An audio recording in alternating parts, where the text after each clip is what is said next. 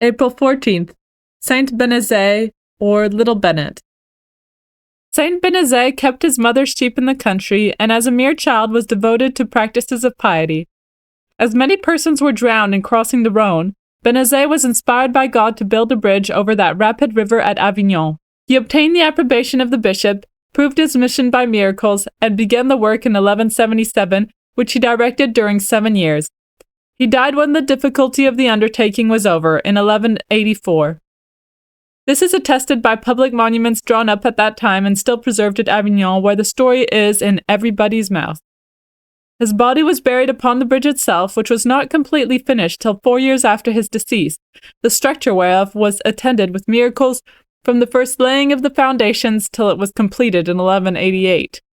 Other miracles wrought after this at his tomb induced the city to build a chapel upon the bridge, in which his body lay nearly 500 years.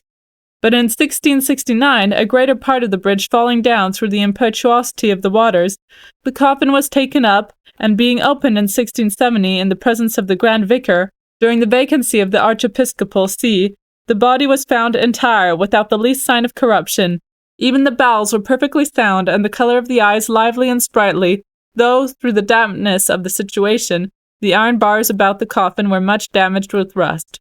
The body was found in the same condition by the Archbishop of Avignon in 1674, when, accompanied by the Bishop of Orange and a great concourse of nobility, he performed the translation of it, with great pomp, into the Church of the Celestines, this order having obtained of St. Louis XIV the honor of being entrusted with the custody of his relics, till such time as the bridge and the chapel should be rebuilt.